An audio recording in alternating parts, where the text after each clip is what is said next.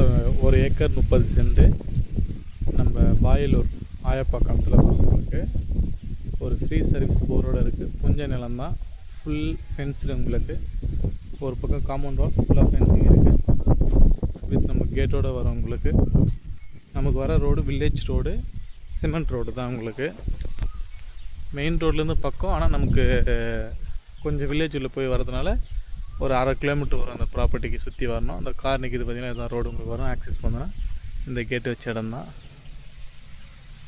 மொத்தம் 1 acre 30 send.